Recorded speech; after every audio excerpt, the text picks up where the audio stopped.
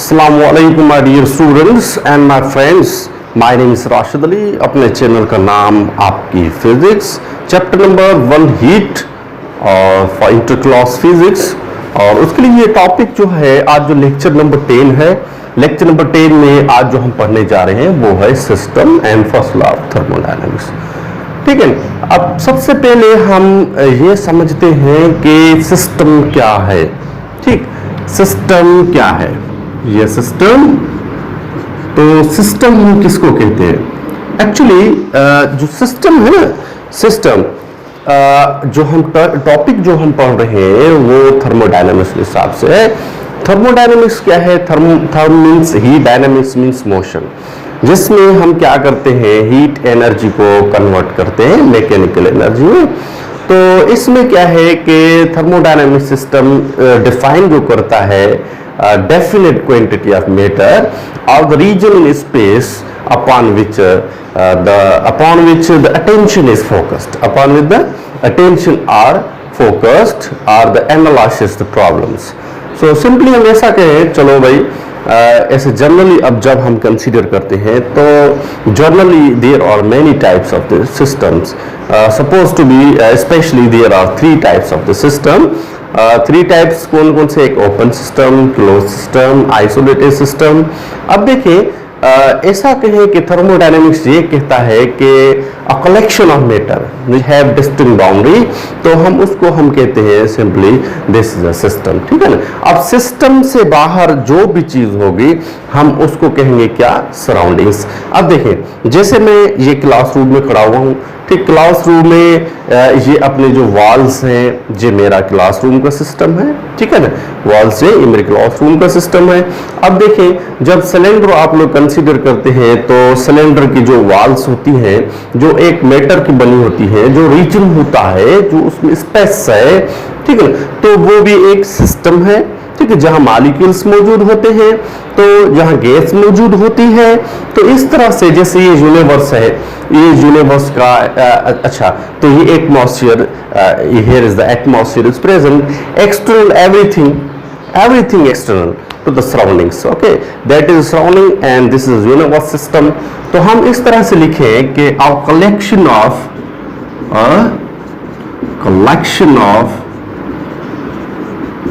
matter which have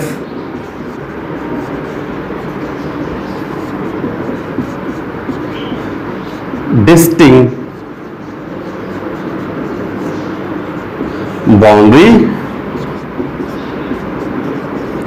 is called system. A collection of matter which have distinct boundary. ठीक है ना, वो जो वाल जो एक मेटर की बनी है, ठीक है ना, जो भी कलेक्शन ऑफ मेटर है, जो मेटर है, उस जो मेटर है जो उसकी बाउंड्री है, सिंपली हम उसको कहते हैं सिस्टम। और collection of matter which have distinct boundary. ठीक है ना, हम ऐसा कहें region in space, region in space upon which the focused, upon which the tension is the focused. Okay, so अब देखें कि हम ऐसा कहें कि everything to the external is called, हम लिखते हैं everything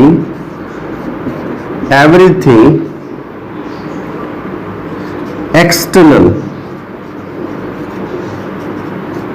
to the system, everything external to the system is called surroundings.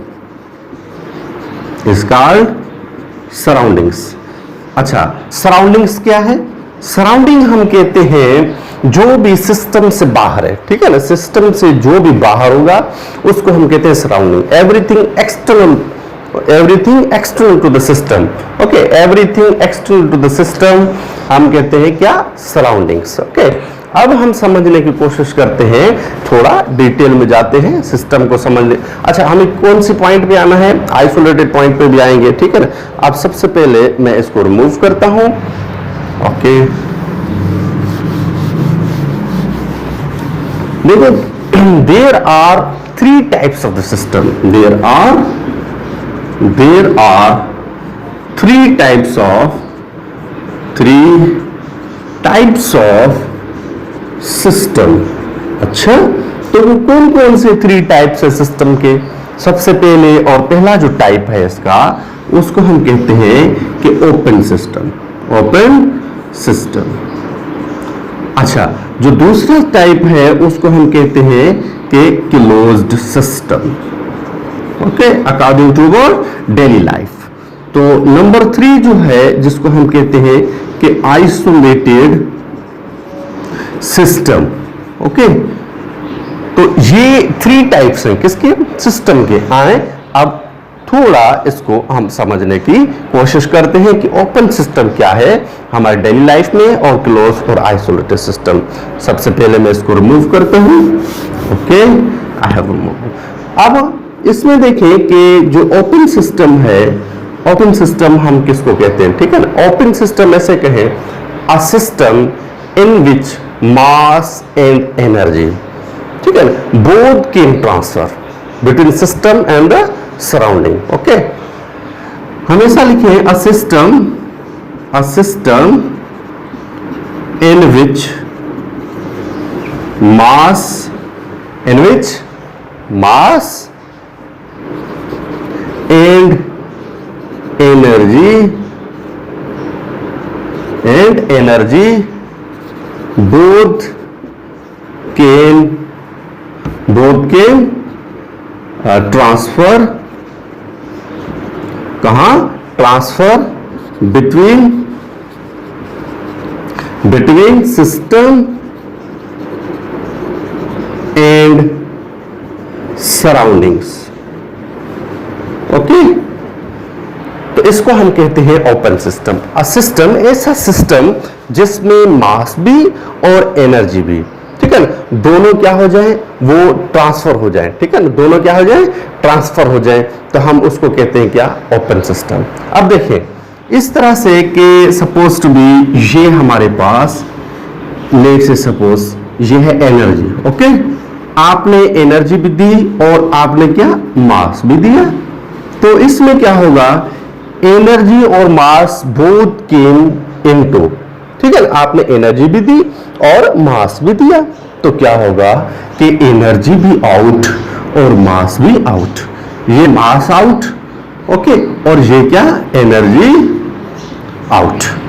ये आउट और ये क्या है? इन। ओके, इनटू और आउट ऑफ द सिस्टम। तो इस तरह का कौन सा सिस्टम है हमारी डेली लाइफ में जो जिसमें मास और energy both can be transfer? अच्छा, नंबर 1 जो है हम ऐसा कहें कि air compressor. Example, for example जो एग्जांपल है वो है air compressor. Okay, air compressor. और नंबर 2 जो है ये नंबर 1, और नंबर 2 जो है, नंबर 2 पे हम आते हैं। नंबर 2 है वाटर पंप। ओके, या वाटर पंप। अब ये देखें, ठीक, अब इसमें देखें एयर कंप्रेसर है, वाटर पंप है, हम ऐसा कहें स्टीम इंजन है। ठीक, क्या? Steam engine. तो इसको हम कहते हैं स्टीम इंजन। Number 3 ETC। तो ये एग्जांपल्स हैं। ठीक, अब इसमें देखें कि वाटर में देखें उस पानी होता है किसी पाइप के थ्रू, ठीक है, पंप, तो उसके साथ जो एनर्जी है जो वाटर कैरी कर रहा है, वाटर इटसेल्फ मास, और उसके साथ जो एनर्जी है, दोनों एक एंड से दूसरे एंड तक चले जाते हैं, ठीक है ना, एक साथ ही, जिसमें मास और energy both can be transfer. Okay, बात समझ आ गई। अब आते हैं हम दूसरी पॉइंट पे, दूसरी जो पॉइंट है दूसरे सिस्टम पे, ठीक है ना। दूसरा जो हमारा सिस्टम है डेली लाइफ में जिसको हम कहते हैं क्लोज्ड सिस्टम। ओके, और यहां तक नोट कर ले, तो इसको मैं रिमूव करता हूं। ओके ओके ओके ओके, हम इसमें देखें कि इसमें हम कहते हैं कि क्लोज सिस्टम। नंबर 2 पे आते हैं हम। नंबर 2 हम आते हैं इसमें closed system. Okay, close system क्या है? अ system in which mass remains constant. Mass remains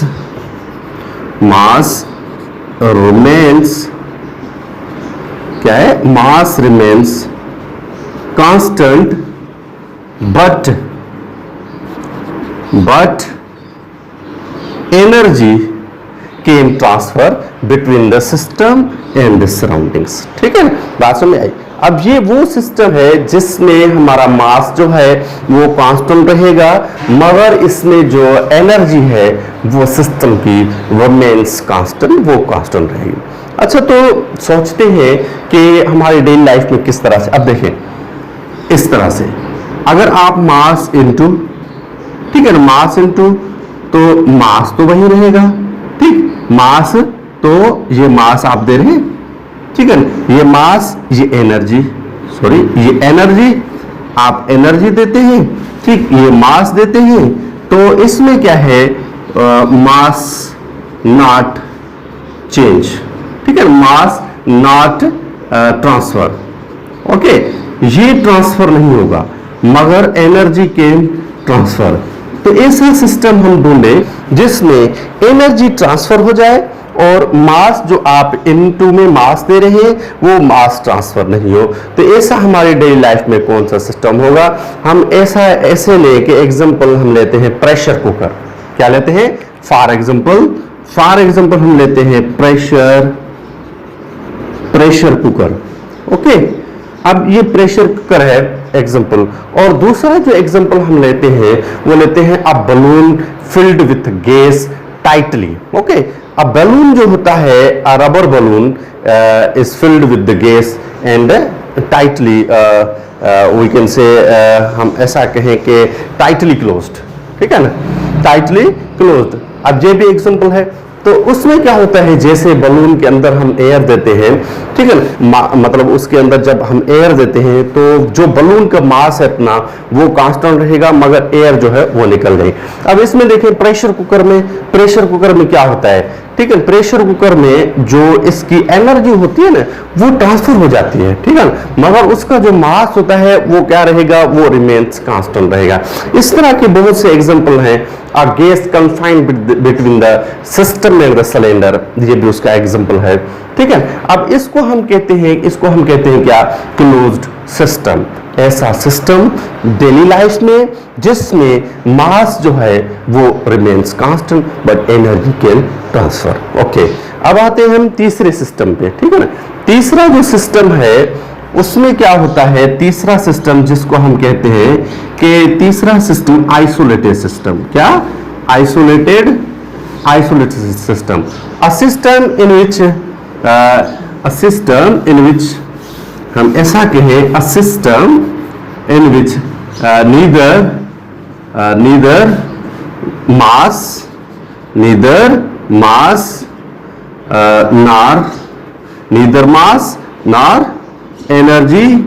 nor energy can transfer into or out of the system, ठीक है। हम इसको कहते हैं isolated system. Neither energy इंटर्स nor out of the system और leaves the system, इंटर्स और लीव्स द सिस्टम। ऐसा system जिसमें ये जो एनर्जी है नॉट मास, ये जो एनर्जी है नीदर नॉट एनर्जी, ठीक है, और नॉट मास, ठीक। अब ये मास और एनर्जी दोनों हैं, इसमें होगा नॉट जो है, हम ऐसा कहें नॉट मास और नॉट एनर्जी। मतलब ऐसा सिस्टम जिसके अंदर जो ऐसा सिस्टम हम कंसीडर करते हैं जिसमें नीदर एनर्जी और the mass इंटर्स into system or leaves from the system। हम ऐसा कहें कि for example thermos flask, for example हम थर्मोस फ्लास्क। ओके, अब देखें थर्मोस फ्लास्क में जैसे यूनिवर्स में देखें एटमॉस्फेयर जो है, यहाँ ये जो फिक्स्ड एनर्जी है, ठीक है ना, मास और एनर्जी फिक्स्ड है। हम ऐसा कहें कि डेली लाइफ में neither mass nor energy can into और आउट ऑफ द सिस्टम, ठीक है। तो उसको हम कहते हैं आइसोलेटेड सिस्टम, ठीक। ये हो गया क्या, ये क्या हो गया, ये हो गया सिस्टम। अब हम आते हैं किस पे, फर्स्ट लॉ ऑफ थर्मोडायनामिक्स पे, ठीक। यहां तक नोट कर लें। Okay, I have to remove it. तो अब हम समझते हैं किसको, फर्स्ट लॉ ऑफ थर्मोडायनामिक्स को। वेरी इंटरेस्टिंग, ओके, तो वेरी इंटरेस्टिंग, ओके, तो वेरी इंटरेस्टिंग, इसमें फर्स्ट लॉ ऑफ थर्मोडायनामिक्स ये लिखते हैं हम, फर्स्ट लॉ ऑफ थर्मोडायनामिक्स। अच्छा, तो फर्स्ट लॉ ऑफ जो थर्मोडायनामिक्स है, पहले इसका इंट्रोडक्शन बताएं। ठीक, इसका इंट्रोडक्शन बताएं। First law of thermodynamics, first law of thermodynamics क्या है? First law of thermodynamics is second form of law of conservation, second form of law of conservation. और ये कंजर्वेशन वाला जो कॉन्सेप्ट है, ये साइंटिस्ट था हेल्महोल्ट्ज, जिसने 1848 में और 47 में 1847, ठीक है, यानी कि इसको हम कहते हैं law of conservation of energy. और इसने 1847 में कब दिया? 1847 में, ओके, 1847 में ये कंजर्वेशन उसने बताई। चलो हम इसके मेन जो है ना पर्पस पे आते हैं, इसकी स्टेटमेंट पे आते हैं। तो इसकी स्टेटमेंट क्या है, आइए स्टार्ट करते हैं। पहली जो स्टेटमेंट है इसकी, जो फर्स्ट स्टेटमेंट है, फर्स्ट स्टेटमेंट ये है कि a system in which heat energy, a system in which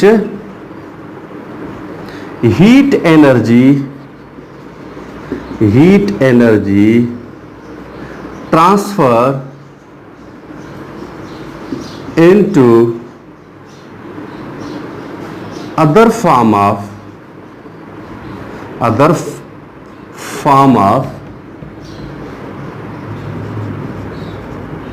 system or other form of system into heat energy, but total amount of energy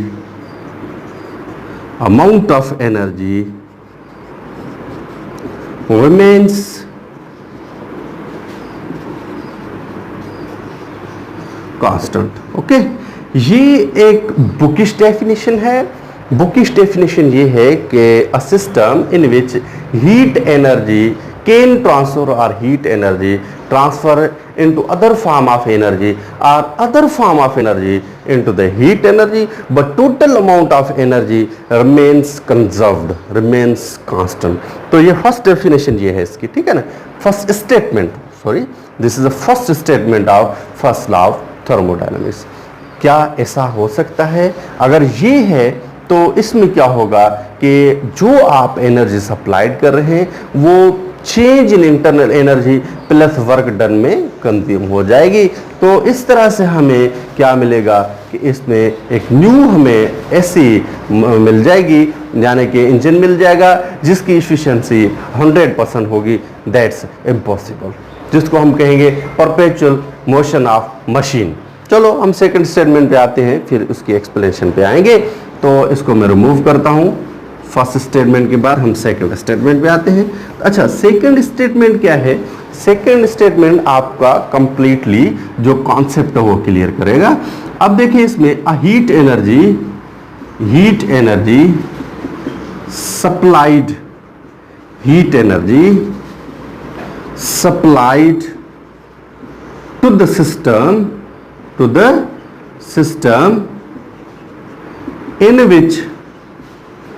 in which partially in heat energy in which energy can change partially in internal energy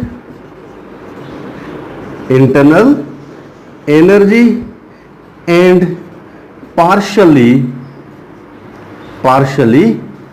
to do work done, okay, is called first law of thermodynamics. यानी इसमें जब आप heat energy supply करते हैं तो किसी system को, तो उसमें क्या होगा, वो supplied heat energy some of amount change in internal energy and some of use to do work, ठीक है। और कुछ से हमें क्या होगा, वर्क डन होगा, तो हम उसको कहेंगे क्या, हम उसको कहते हैं कि फर्स्ट लॉ ऑफ थर्मोडायनामिक्स। ये इसकी सेकंड स्टेटमेंट है। अब इसकी थोड़ी डिटेल हम समझते हैं वो किस तरह से। अब देखें, अब देखें कि इसमें सबसे पहले कि इसके अंदर मैं एक पिस्टन बना लेता हूं, सिलेंडर बना लेता हूं, चलो ये है, और उसका ये है पिस्टन, ओके, उसका ये पिस्टन है और ये बेस है, ठीक। ये जो बेस है ये कंडक्टिंग बेस है, ओके, इसको हम कहते हैं कंडक्टिंग बेस, ओके। ये इंसुलेटिंग वॉल्स है, इंसुलेटिंग वॉल्स, ये इंसुलेटिंग इसकी वॉल्स हैं, और ये पिस्टन है, ठीक है ना, ये क्या है, इंसुलेटिंग पिस्टन है। और इसमें ये जो है ये गैस है, मगर कौन सी, ये आइडियल गैस है या कोई भी हम गैस कंसीडर करते हैं, ठीक है ना, ये गैस है, सपोज टू बी गैस। अब हम क्या करते हैं इस सिस्टम के अंदर, इस सिस्टम के अंदर ये है कि डेल्टा क्यू आप सप्लाई करते हैं, डेल्टा क्यू हीट सप्लाइड, ठीक है। डेल्टा क्यू क्या है, डेल्टा क्यू है यानी कि heat supplied to the system. ये क्या है, heat, okay, heat supplied to the system, okay. तो जब आप हीट सप्लाई करते हैं बेस से, तो इसकी इंटरनल एनर्जी कौन सी है, delta U. Delta U indicates क्या, internal energy of the system, internal energy of the system, change of internal energy of the system, जिसको हम इंटरनल एनर्जी कहेंगे, change in internal energy of the system. और उसके बाद ये है कि जब आप देते हैं तो ये वर्क डन होगा और ये पिस्टन मूव करेगा। अगर इस पॉइंट से इस पॉइंट तक आता है तो हम इसको कहेंगे डेल्टा डब्ल्यू। इसको क्या कहते हैं, इसको कहते हैं हम डेल्टा डब्ल्यू। डेल्टा डब्ल्यू क्या है, डेल्टा डब्ल्यू है कि वर्क डन और वर्क डन ऑफ पिस्टन। तो ऐसा, ठीक है, work done of piston, work done of piston इसलिए लिखा है क्योंकि work done on the piston है और work done by the piston है, ये अलग एक पॉइंट्स हो जाएंगी। तो इस वजह से मैंने इसको सिर्फ लिखा है कि वर्क डन ऑफ पिस्टन। अब देखें इसमें सबसे पहले कि ये जो हीट सप्लाई आप करते हैं, इस पिस्टन को जो आप हीट दे रहे हैं, अगर ये हीट स्टॉप्ड हो जाती है तो क्या कंडीशन होगी। अगर ये हीट स्टॉप्ड हो गई तो इसका वर्क डन भी स्टॉप हो जाएगा। तो इस तरह से कहें कि जो ये है इंटरनल एनर्जी, ठीक है, ये internal energy, change of internal energy और प्लस वर्क डन, ये इक्विवेलेंट है किसके, हीट सप्लाई डेल्टा क्यू के। तो हम इसके लिए मैथमेटिकली कैसे लिखेंगे, मैथमेटिकली हम लिखते हैं, मैथमेटिकली आप लोग लिखेंगे delta Q is equal to delta U plus delta W, वो ये है फार्मूला, ठीक। ये फार्मूला जहन में बिठा दे, क्योंकि ये डेल्टा क्यू जो है ना, ये delta U plus delta W के इक्विवेलेंट है, ये delta U plus delta W ये दोनों के इक्विवेलेंट है। अगर delta Q heat supplied stopped तो सिस्टम स्टॉप्ड हो जाएगा, ठीक है ना। तो यहां तक नोट कर लें। अब देखें इसकी और पॉइंट्स भी मैं आप लोगों के साथ डिस्कस करने वाला हूं, वो कौन सी हैं, चलो कहीं पे लिख लेते हैं, यहां तक नोट कर लें। अच्छा, तो और जो पॉइंट्स हैं वो ये हैं कि इसमें एक तो डेल्टा क्यू, अगर delta Q heat added to the system, heat added, heat energy, okay, heat energy added to the system, तो क्या हो जाएगी, प्लस, डेल्टा की क्या हो जाएगी, प्लस हो जाएगी। आर रिमूव्ड अगर रिमूव करते हैं आर रिमूव्ड क्या हीट एनर्जी, ठीक है ना, आर रिमूव्ड, ओके। तो डेल्टा क्यू क्या हो जाएगा, डेल्टा क्यू अब पॉजिटिव है, डेल्टा क्यू पॉजिटिव है, तो डेल्टा क्यू अगर आप लोग क्या करते हैं आर रिमूव्ड, तो अगर हीट एनर्जी रिमूव्ड होती है तो डेल्टा क्यू क्या हो जाएगा, डेल्टा क्यू हो जाएगी क्या नेगेटिव, ओके। डेल्टा क्यू क्या हो जाएगा, डेल्टा क्यू नेगेटिव, ठीक है ना। अब सिस्टम जब आप हीट एडेड कर रहे हैं, एडेड करने से क्या होगा, heat delta Q is positive, delta Q क्या हो जाएगी, डेल्टा क्यू पॉजिटिव।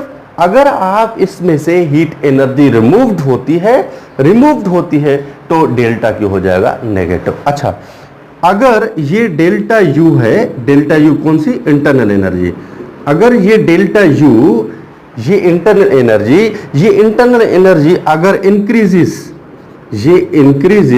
अगर ये इंक्रीज होती है तो डेल्टा यू क्या हो जाएगा, ये प्लस हो जाएगा।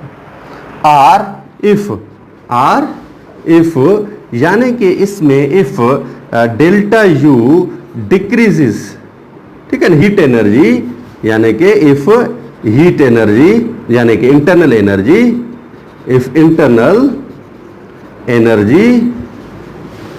एनर्जी डिक्रीजेस, अगर इंटरनल एनर्जी डिक्रीज होती है तो डेल्टा यू क्या हो जाएगा, तो डेल्टा यू हो जाएगा नेगेटिव, ठीक।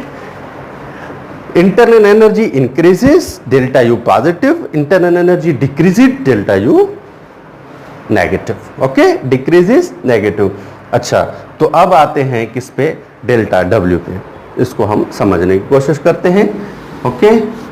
अब देखिए इसमें डेल्टा डब्ल्यू जो है हमारे पास, डेल्टा डब्ल्यू क्या है, वर्क डन ऑफ पिस्टन। अगर वर्क डन ऑन पिस्टन होता है, वर्क डन इसमें लिखते हैं हम, work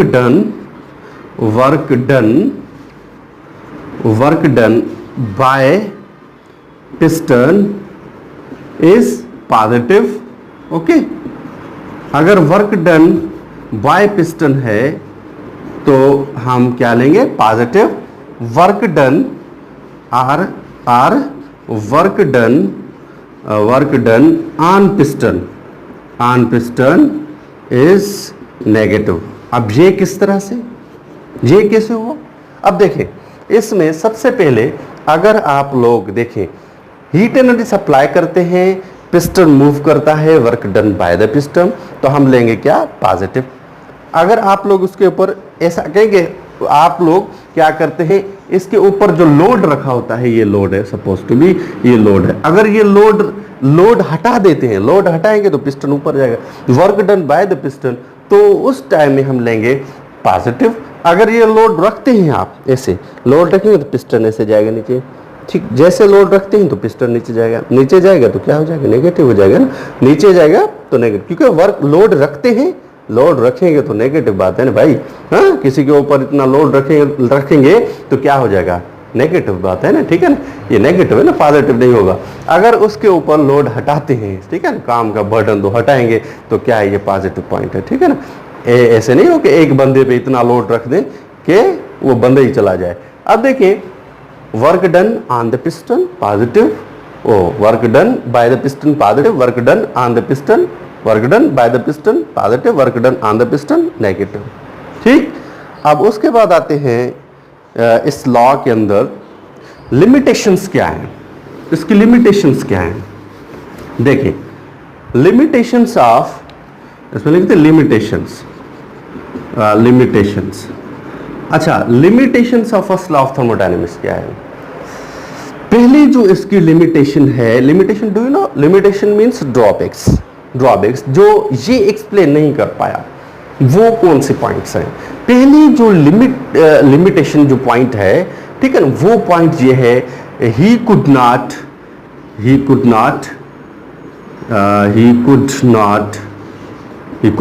explain explain difference of energy Okay, difference of energy or direction of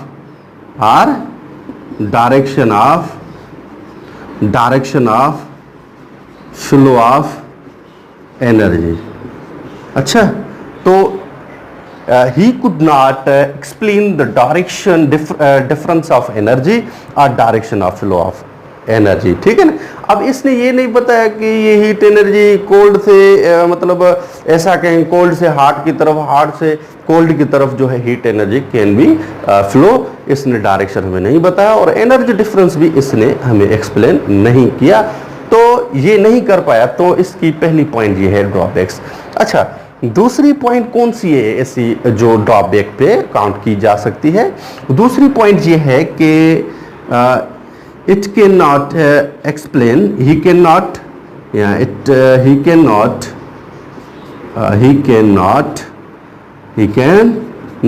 explain spontaneous continuous or discontinuous process.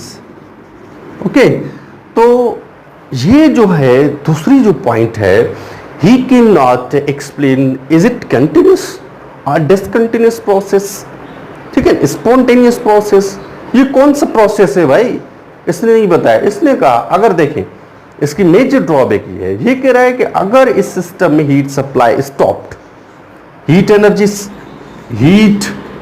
Energy stopped, ठीक, तो क्या हो जाएगा? Then system will stopped, okay. अगर हीट एनर्जी स्टॉप्ड तो system will be stopped, okay. अब देखें कि फर्दर हम इस फर्स्ट लॉ ऑफ थर्मोडायनामिक्स की क्या पढ़ते हैं, हम एप्लीकेशंस पढ़ते हैं और उसमें हम समझते हैं कि फर्स्ट लॉ हमें क्या बताता है, ठीक है।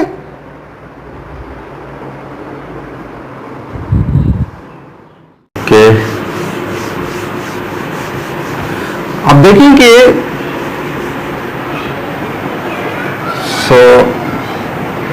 अब इसमें देखें एप्लीकेशंस ऑफ लेक्चर नंबर 10 में हम पढ़ते हैं continuously applications of applications, okay, applications of first law of thermodynamics, first law of thermodynamics, first law of thermodynamics, okay. First law of thermodynamics, actually there are 4 major applications of first law of thermodynamics, okay. कौन कौन सी? Number 1 जो application है जिसको हम कहते हैं कि isobaric process,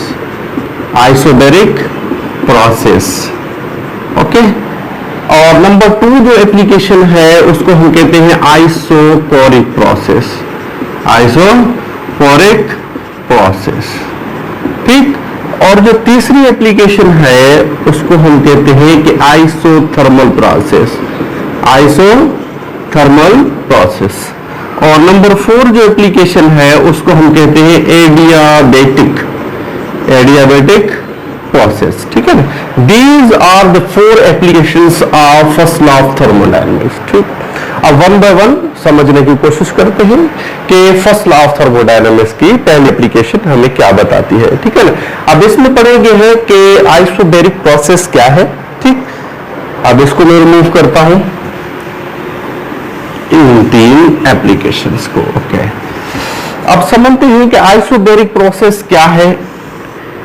सबसे पहले कि आइसोबैरिक प्रोसेस, आइसो ये वर्ड जो है iso means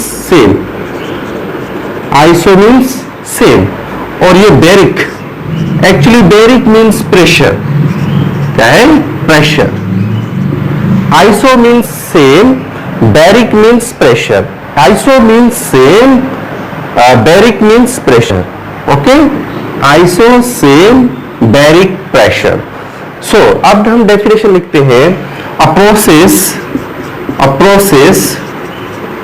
in which pressure of the system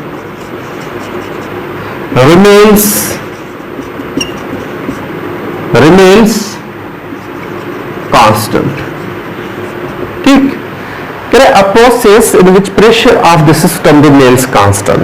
So इसके कहने का मकसद ये है, जो हमने सिस्टम पढ़ के रखा है, सिस्टम हमने जो पढ़ा है, अब ऐसा सिस्टम लेते हैं जिसमें हम प्रेशर को कांस्टेंट रखते हैं, तो अब हमें बात अच्छे तरीके से समझ में आ जाएगी। अगर ये आपको बात समझ में आ जाएगी तो आगे भी बहुत से टॉपिक्स हैं जो इजीली हम समझ सकते हैं। अब देखिए इसमें किस तरह से प्रेशर कांस्टेंट, लेट से सपोज अगर हमारे पास ये है, ये हमारे पास एक सपोज टू बी ये एक सिस्टम है, ठीक, सिस्टम है और उसका ये है पिस्टन, ठीक, ये है पिस्टन। ये पिस्टन कौन सा है? ये मूवेबल पिस्टन है, ठीक, मूवेबल पिस्टन है।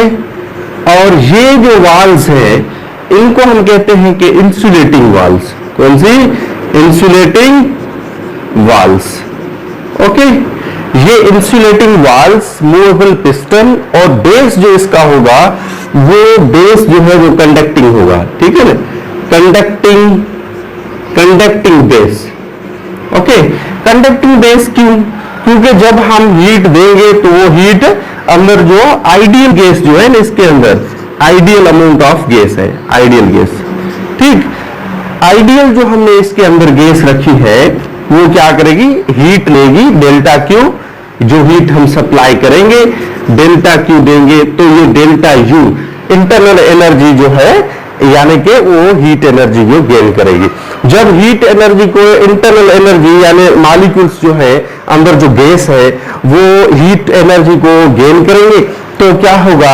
इनवर्स में प्रेशर जो है वो क्रिएट होगा और प्रोड्यूस होगा। अब वो प्रेशर जो है, अब देखिए किस तरह से ये पिस्टन मूवेबल है, जब यहां से अंदर से प्रेशर लगेगा इसको, तो ये पिस्टन क्या करेगा? मूव करेगा यहां तक पिस्टन मूव करेगा।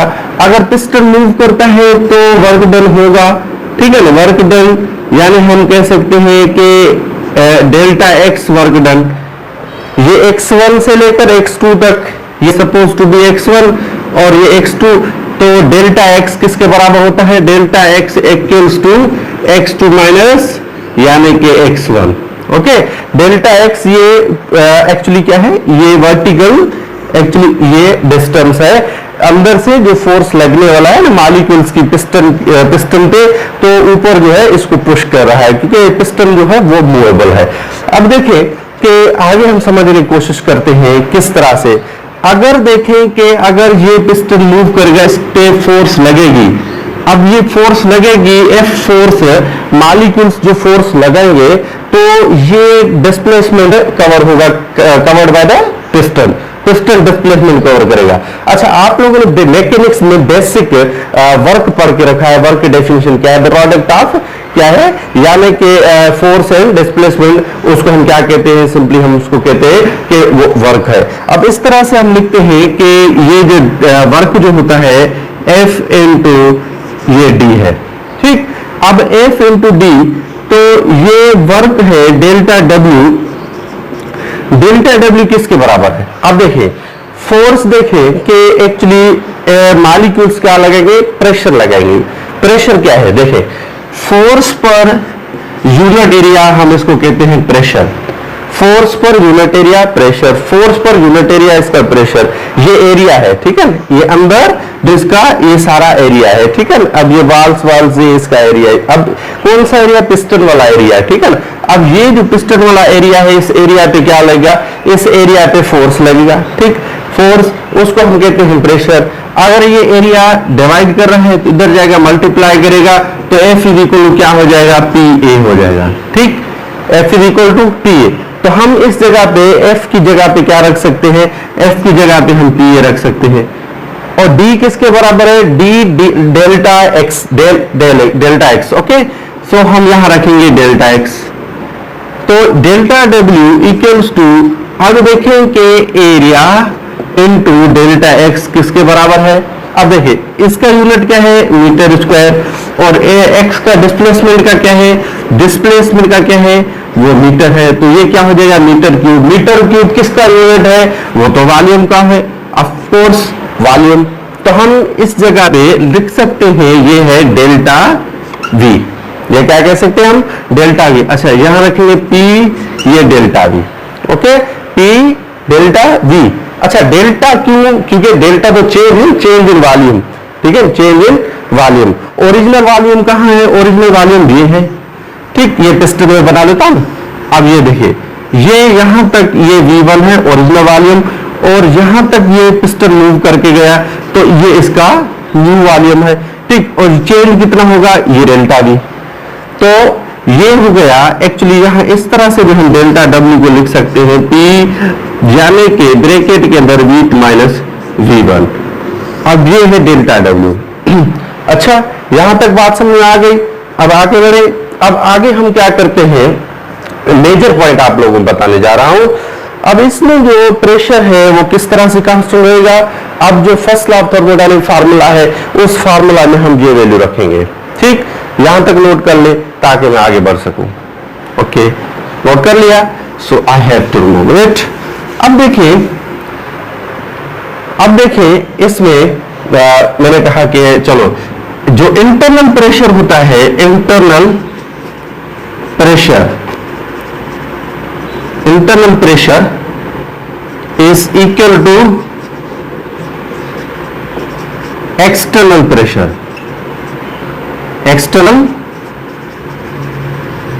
Pressure, okay, according to first law of thermodynamics, according to first law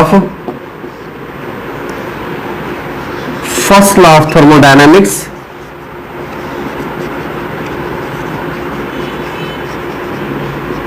okay, according to first law of thermodynamics लिखते हैं formula, delta Q is equal to delta U plus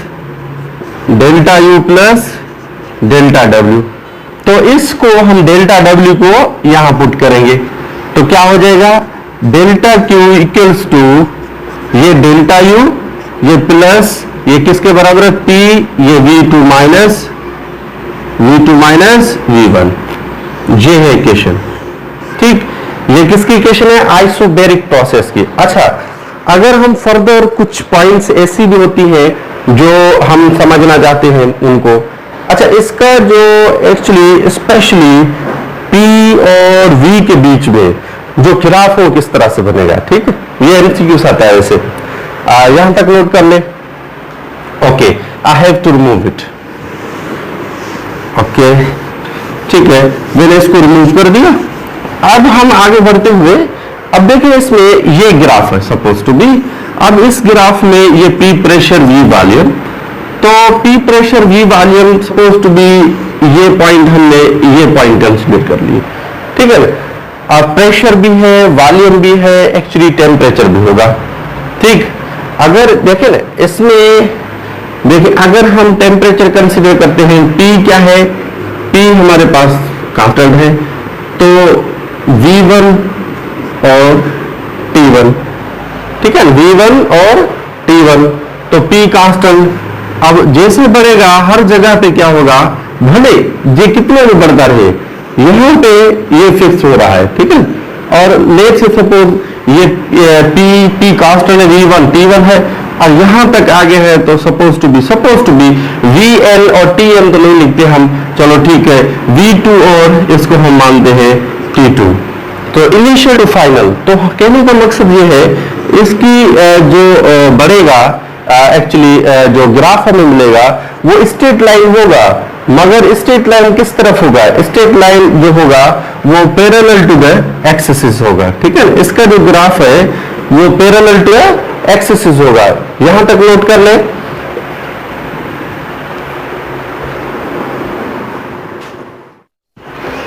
P और V के बीच में जो graph है वो क्या है, स्ट्रेट लाइन है, तो हम लिखते हैं यहां से the graph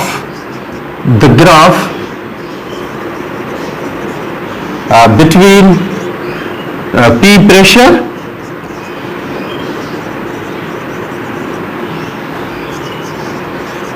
volume is parallel to axis, parallel to axis. Okay, so अब हम पढ़ते हैं दूसरी एप्लीकेशन।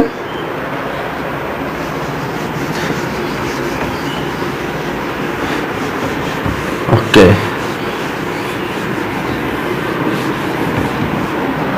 दूसरी एप्लीकेशन जो है वो है आइसोकोरिक प्रोसेस।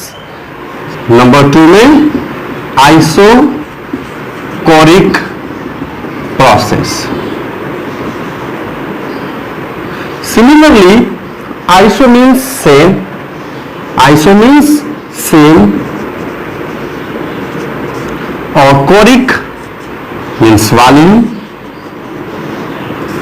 सो कहने का मकसद ये है कि ये प्रोसेस ऐसा प्रोसेस है, ऐसा सिस्टम है जिसमें हम वॉल्यूम को कांस्टेंट रखते हैं।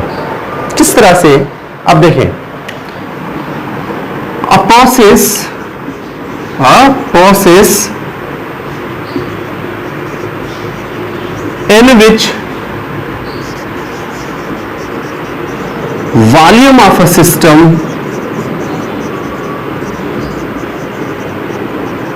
remains constant is called isochoric process। अब इसमें देखें कि लेट से सपोज ये है, ये सिलेंडर। ओके, अब ये बेस क्या है? इसका बेस कंडक्टिंग है। बेस क्या है? बेस कंडक्टिंग है। ये कंडक्टिंग बेस सी बी लिखता हूं, ठीक है ना? C for conducting, B for base. Conducting base है और यहां से हम क्या देंगे? हीट देंगे, ठीक, जिसको हम कहते हैं डेल्टा क्यू। और ये क्या है? Insulating walls, insulating walls. Okay, और ये पिस्टन है। अच्छा, ये पिस्टन जो है एक्चुअली पिस्टन अब ये फिक्स्ड है। अच्छा, ये पॉइंट आप लोग समझ में आ गई ना? तो सीपी माइनस सी की बात, सीपी माइनस सी भी समझ आ जाएगी, ठीक है ना? ये दो एप्लीकेशन आर वेरी इंपॉर्टेंट, और लास्ट दो एप्लीकेशन हम जो पढ़ेंगे are very important for the शादी का नाइटिंगेल। ओके, सो ये देखिए फिक्स्ड पिस्टन है, ये फिक्स्ड पिस्टन इमूवेबल, ठीक है ना? Fixed piston immovable. अब ये पिस्टन वो है जो मूव नहीं करेगा। अगर आप लोग इसको हीट देंगे, अगर हम इसको हीट देंगे, हीट देने से क्या है? इसकी इंटरनल एनर्जी इंक्रीज होगी, ठीक, मगर इसका पिस्टन मूव नहीं करेगा। पिस्टन मूव नहीं करेगा तो डेल्टा डब्ल्यू क्या हो जाएगा? 0। वर्क डन क्या हो जाएगा? 0, ठीक। डेल्टा डब्ल्यू क्या है? 0 है, ठीक। वर्क डन क्या हो जाएगा? 0 हो जाएगा। अब देखें, क्योंकि पिस्टन मूव नहीं कर रहा, पिस्टन मूव करे तो सम डिस्टेंस अगर ये करता है तो वर्क डन होता है, मगर यहां क्या है? ये पिस्टन जो है इमूवेबल है, फिक्स कर दिया हमने। अब वर्क डन इसका 0 हो जाएगा। अब देखिए, according to first law of thermodynamics, according to first law of thermodynamics,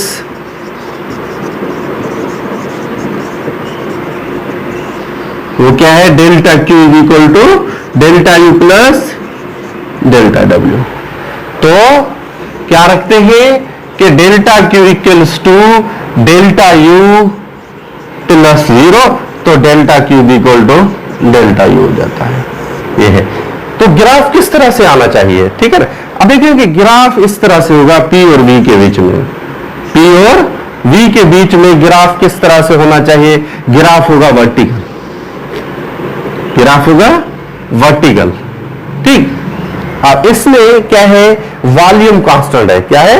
volume constant है। तो P1 V है और T1 है, और ये P2 ये V है, ये T2। ओके, सो V जो है वो फिक्स्ड है। तो ग्राफ क्या है? पैरेलल टू द प्रेशर, ठीक है ना? ग्राफ क्या है?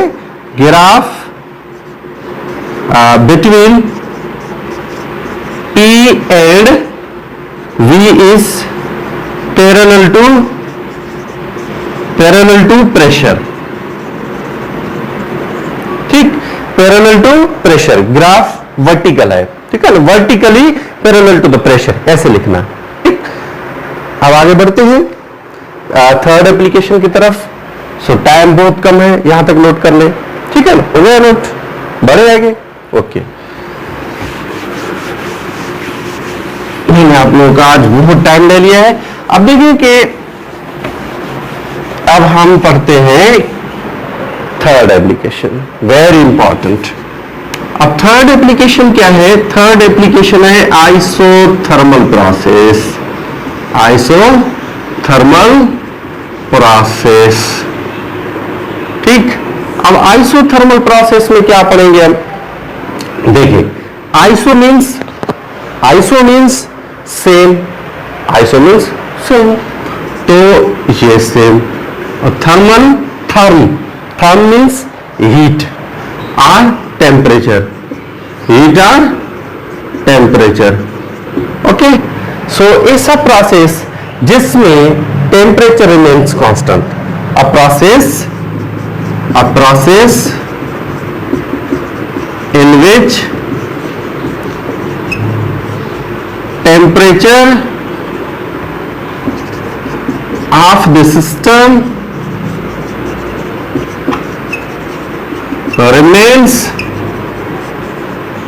constant, ठीक। a process in which temperature of the system remains constant, तो हम उसको क्या कहेंगे? उसको कहेंगे हम आइसोथर्मल प्रोसेस। आइए अब इसको समझने की कोशिश करते हैं, वेरी इंपॉर्टेंट, ठीक। अब हमने ये सिलेंडर बना लिया है। अब ये सिलेंडर का ये जो बेस है, ये कंडक्टिंग बेस है, ठीक, बात समझ आ गई, दो लेक्चर देख लिए ना, ठीक। अब इसमें देखिए कि ये कंडक्टिंग बेस है और इंसुलेटिंग वॉल्स है, इंसुलेटिंग वॉल्स, ओके। और ये है मूवेबल पिस्टन, मूवेबल पिस्टन, ये मूवेबल पिस्टन। और गैस तो वैसे ही आइडियल है, आइडियल गैस इनक्लोज्ड इट, ठीक है ना, आइडियल गैस इनक्लोज्ड इट। अब क्या करते हैं हम? देखें, अगर आप लोग इसको हीट देते हैं, हीट सप्लाई करते हैं, इसका टेम्परेचर कैसे कांस्टेंट रहेगा? हीट देंगे तो पिस्टन वर्क करेगा, अगर पिस्टन वर्क करता है मॉलिक्यूल टू मॉलिक्यूल सेपरेशन बढ़ेगी, अगर मॉलिक्यूल टू मॉलिक्यूल सेपरेशन बढ़ी तो क्या हुआ? उसमें टेम्परेचर कम होना चाहिए, तो टेम्परेचर डिक्रीज होना चाहिए। मगर यहां कह रहा है ऐसे प्रोसेस जिसमें टेम्परेचर रिमेन्स कांस्टेंट। अब इसको हम किस तरह से कांस्टेंट रखें? देखें, इसलिए इन्होंने क्या किया कि इसमें हीट रेजरवायर लगा दिया। क्या?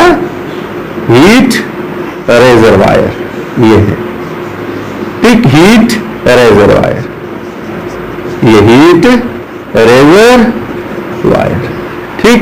बड़ा करके लिखता हूं इसको, ये हीट, ये रेजरवायर, ठीक। अब इसमें क्या किया? हीट रेजरवायर लगाया, ठीक। अब जैसे ही ये पिस्टन मूव करेगा, ये पिस्टन जैसे ही मूव करेगा, जैसे ही मॉलिक्यूल्स में थोड़ी सेपरेशन आएगी, इस तरह से ऐसे समझे कि अगर इसमें थोड़ी सी भी सेपरेशन आती है, थोड़ी सी भी सेपरेशन आती है, जो इसकी हीट लॉस्ट होती है, जो इसकी हीट लॉस होती है सडन प्रोसेस के अंदर, वो लास्ट हीट को मेंटेन करेगा हीट रेजरवायर। कौन मेंटेन करेगा? हीट रेजरवायर उसको हीट देके उसको मेंटेन करेगा। और इस सूरत में क्या क्या होगा? इस सूरत में इसका temperature remains constant. That's a logical point, that's a physics, ठीक है ना, ये फिजिक्स है। अब देखें, अगर इसका टेम्परेचर कांस्टेंट होता है तो डेल्टा यू हम क्या लेंगे? जीरो, डेल्टा यू जीरो लेंगे। तो आए अकॉर्डिंग टू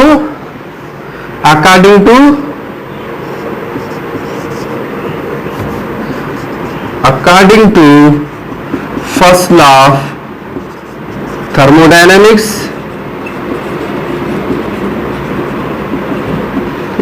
लिखते हैं delta Q is equal to delta U plus delta W, ठीक। अब delta Q equals to delta U किसके बराबर है? डेल्टा यू 0, तो लिखते हैं हम प्लस डेल्टा डब्ल्यू, तो delta Q is equal to delta W. ये ओके, ये है एक्चुअली क्या? Isothermal process. अब आइसोथर्मल प्रोसेस में क्या है? आइसोथर्मल प्रोसेस में एक्चुअली हमें जो ग्राफ मिलना चाहिए वो किस तरह से मिलता है? वो ग्राफ P और V के बीच में हमें मिलेगा कर्व। क्या मिलेगा? कर्व मिलेगा। ठीक, अगर हमें ये ग्राफ कर्व मिलता है तो ऑफ कोर्स अगर हमें ये ग्राफ, ये है P1, ठीक है, ये हो गया V1, T कांस्टेंट, ये P2 और V2 और T कांस्टेंट, अगर ये कर्व मिलता है और कर्व मिलने से P और V के बीच में वो ग्राफ क्या मिलता है? कर्व मिलता है। ठीक है, टेम्परेचर कांस्टेंट है। अगर टेम्परेचर कांस्टेंट हो तो ये लॉ किसको ओबे करेगा? If the temperature of the system remains constant, किसको? The volume of two masses of a gas is inversely proportional to the pressure. तो it obeys Boyle's law. It obeys Boyle's law. ठीक, अब ये graph जो है Boyle's law को ओबे करता है। ठीक, इसमें क्यों? क्योंकि इसमें टेम्परेचर कांस्टेंट है। मैं ज्यादा लिखता, अभी लास्ट एप्लीकेशन हम पढ़ते हैं, क्योंकि टू द पॉइंट हमारा कोर्स क्या है? To the point. Okay, main points हो गए। अब इसको मैं रिमूव करता हूं, यहां तक नोट कर ले। थैंक यू, नोट कर ले भाई। ओके, नोट कर लिया। I have removed it. Okay okay okay okay okay, now we are going to third application, fourth application. Okay, so this is fourth application. Fourth application actually adiabatic is process.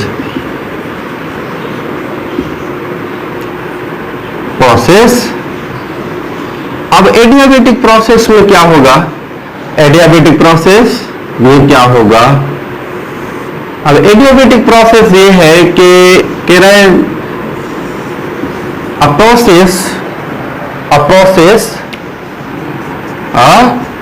process in which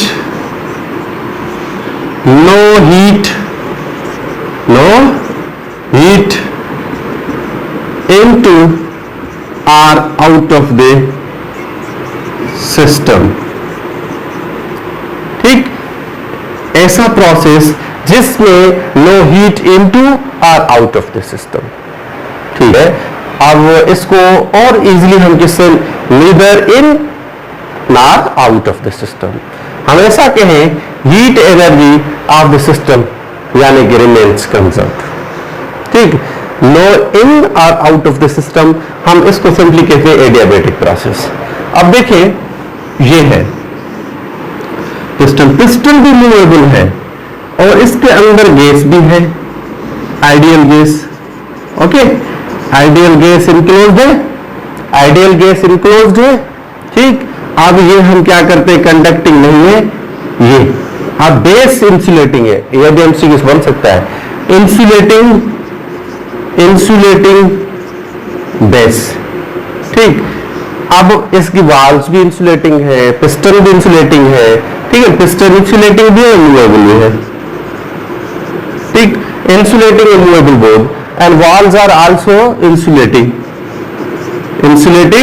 valves. Okay, अब देखें यहां से delta Q दे रहे हैं आप, तो delta Q तो 0, क्योंकि बेस जो है नॉट कंडक्टिंग है, बेस इंसुलेटिंग है, तो कैसे हीट जाएगी? ठीक है, no in are out of the system, जो इसके अंदर है वो वही रहेगी। इसको हम कहते हैं क्या? Adiabatic process. नो इन और आउट ऑफ द सिस्टम। ठीक है, नो हीट एनर्जी इन और out of the system, no heat into और आउट ऑफ द सिस्टम। ठीक है, नीदर और नॉर जो आप लगाएं। ठीक, अब देखिए इसमें according to first law of thermodynamics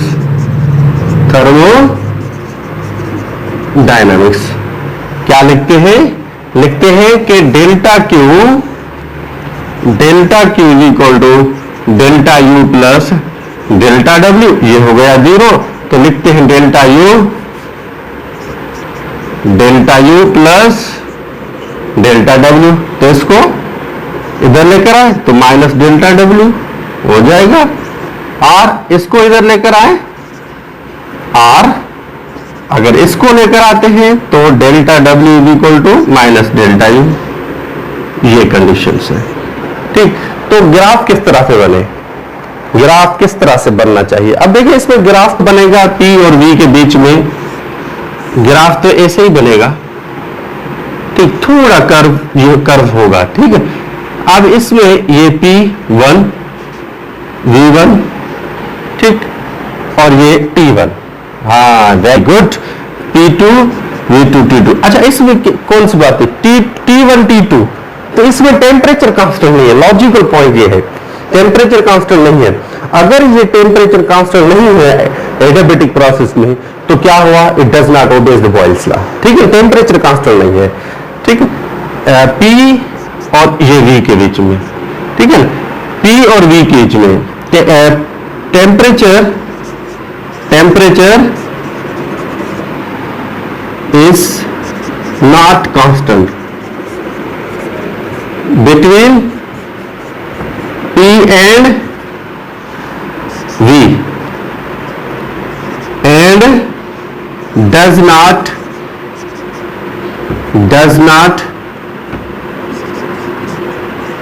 obeys the Boyle's law। Okay, तो कहने से टेम्परेचर कांस्टेंट नहीं है तो ये बॉयल्स लॉ को ओबे नहीं करेगा। This is the adiabatic process. ये है 4 एप्लीकेशंस, मैंने बहुत आप लोगों को टाइम लिया है, सो सॉरी फॉर दैट। सो मेरा लेक्चर देखने के लिए थैंक यू वेरी मच। मिलते हैं अगले लेक्चर में, तब तक के लिए अल्लाह हाफिज।